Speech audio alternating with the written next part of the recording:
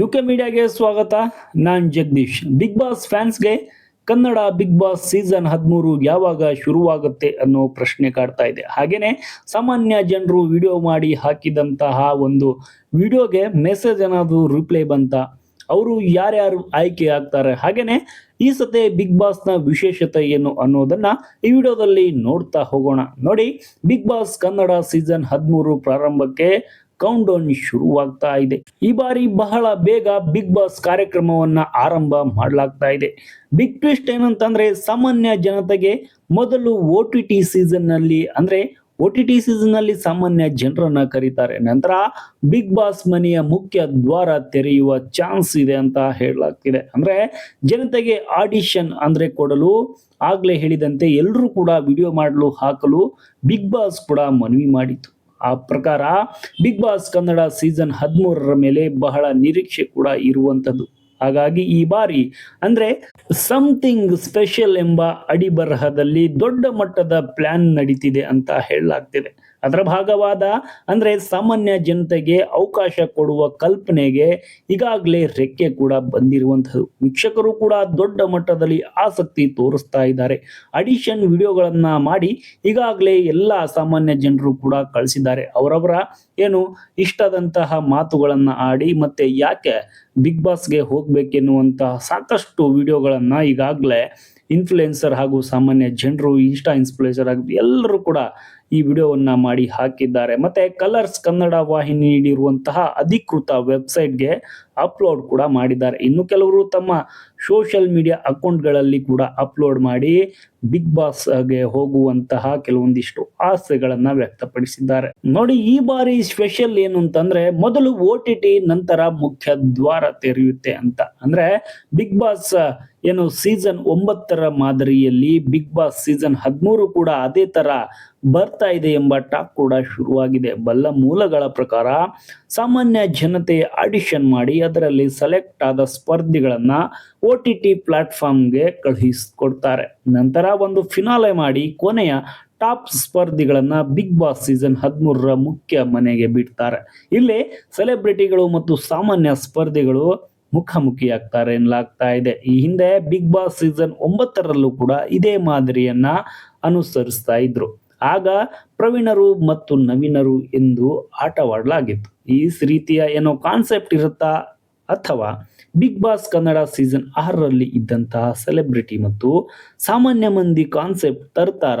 ಒಟ್ನಲ್ಲಿ Bigg Boss season 13 something special ಬತ್ತಳಿಕೆಯಿಂದ ಏನೋ ಒಂದು ಸರ್ಪ್ರೈಸ್ ಬರಲಿದೆ ಅನ್ನಂತಂದ್ರೆ, ಹಳೆಯ ಸ್ಪರ್ಧಿಗಳು ಅಥವಾ ಸಾಮಾನ್ಯ ಜನರ ಮಧ್ಯೆ ನಡೆಯುವಂತ ಬಿಗ್ ಬಾಸ್ ಆಗತ್ತಾ? ಅಂದ್ರೆ ಹಳೆ ಸ್ಪರ್ಧಿಗಳನ್ನ ಕರೀತಾರೆ ಈ ಸತೆ ಬಿಗ್ ಬಾಸ್ ಎನ್ನುವಂತಹ ಒಂದು ಮಾಹಿತಿ ಕೂಡ ಇರುವಂತದ್ದು, ಆ ಟಾಕ್ ಕೂಡ ಇರುವಂತದ್ದು.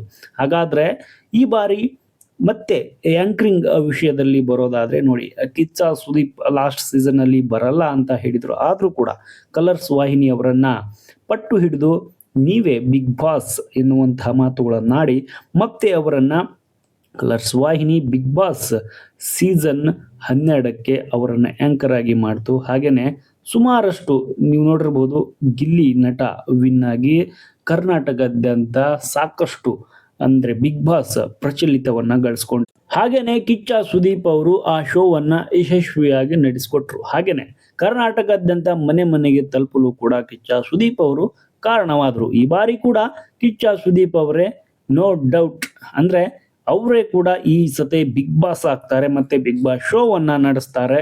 ಅವರ ಅಭಿಮಾನಿಗಳಿಗೆ ಯಾವುದೇ ರೀತಿಯಾದಂತಹ ನಿರಾಶೆಯಾಗುವುದಿಲ್ಲ. ಯಾಕಂತಂದ್ರೆ ಲಾಸ್ಟ್ ಸೀಸನ್ ಹೇಳ್ದಂಗೆನೆ ಈ ವರ್ಷವೂ ಕೂಡ ಕಿಚ್ಚ ಸುದೀಪ್ ಅವರೇ ಬಿಗ್ ಬಾಸ್ ಶೋವನ್ನ ನಡೆಸ್ತಾರೆ ಎನ್ನುವಂಥದ್ದು, ಈ ಒಂದು ಮಾತು ಕೂಡ ಇಲ್ಲಿ ಕ್ಲಿಯರ್ ಆಗಿರುವಂಥದ್ದು.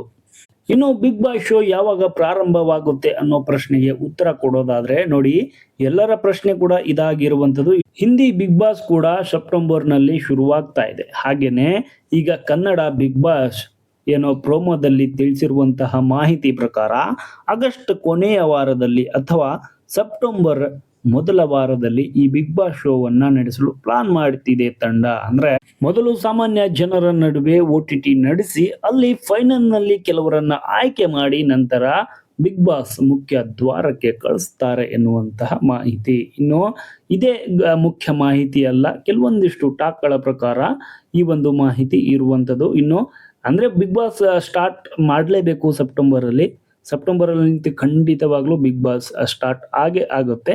ಇನ್ನು ಈ ಸಾಮಾನ್ಯ ಜನರು ಮಾಡಿದಂತಹ ವಿಡಿಯೋಗಳ ಕತೆ ಏನಾಯ್ತು ಅನ್ನೋದನ್ನ ನೋಡೋದಾದ್ರೆ ನೋಡಿ, ಕೆಲವೊಂದಿಷ್ಟು ಒಂದೇ ಸತೆ ಮೆಸೇಜ್ ಕಳಿಸಿ ನೀವು ಬಿಗ್ ಬಾಸ್ಗೆ ಆಯ್ಕೆ ಆಗಿದ್ದೀರಾ ಎನ್ನುವಂತಹ ಮಾತುಗಳನ್ನ ಯಾವುದೇ ಕಾರಣಕ್ಕೂ ನೀವು ನಿರೀಕ್ಷೆ ಮಾಡಬೇಡಿ. ಯಾಕಂತಂದ್ರೆ ಸುಮಾರು ರೌಂಡ್ಗಳು ಇರುತ್ತೆ.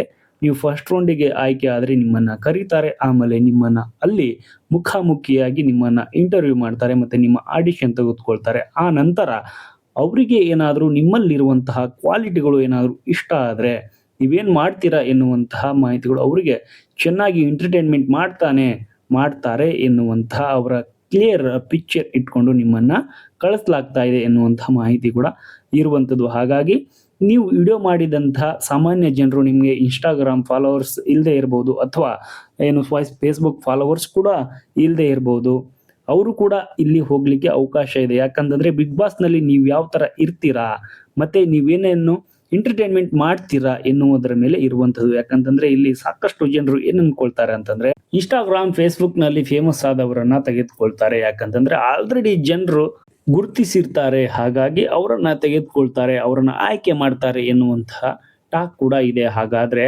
ಸಾಮಾನ್ಯ ಜನರು ಸಾಮಾನ್ಯವಾಗಿ ವಿಡಿಯೋ ಮಾಡಿದಂಥವ್ರನ್ನ ಆಯ್ಕೆ ಮಾಡಲ್ವಾ ಎನ್ನುವಂಥ ಪ್ರಶ್ನೆ ಕೂಡ ಇರುವಂಥದ್ದು. ಹಾಗೂ ಕೂಡ ನಡೆಯಿಲ್ಲ ಎನ್ನುವಂಥ ಮಾತುಗಳು ಕೂಡ ಇರುವಂಥದ್ದು. ಯಾಕಂತಂದ್ರೆ ತಮ್ಮಲ್ಲಿರುವಂತಹ ಟ್ಯಾಲೆಂಟು, ಸಿಂಗಿಂಗ್ ಆಗಿರ್ಬೋದು, ಕಾಮಿಡಿ ಆಗಿರ್ಬೋದು, ಮತ್ತೊಂದಾಗಿರ್ಬೋದು, ಆ ಟ್ಯಾಲೆಂಟು ಅವ್ರ ಹತ್ರ ಏನಾದರೂ ನೀವು ಪ್ರದರ್ಶಿಸಿದ್ರೆ, ಏನಾದರೂ ಅವರಿಗೆ ಇಷ್ಟವಾದರೆ ನಿಮ್ಮನ್ನ ಖಂಡಿತವಾಗ್ಲೂ ಕೂಡ ಕಾಲ್ ಬ್ಯಾಕ್ ಮಾಡ್ತಾರೆ ಎನ್ನುವಂಥ ಮಾಹಿತಿ ಕೂಡ ಇರುವಂಥದ್ದು. ಹಾಗಾಗಿ ಯಾವುದೇ ಕಾರಣಕ್ಕೂ ಹೋಪನ್ನ ಕಳ್ಕೊಳ್ಬೇಡಿ.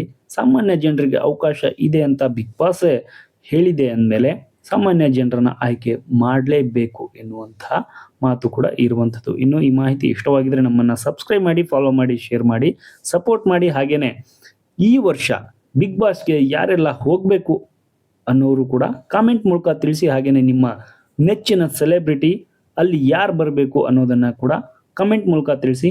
Thank you.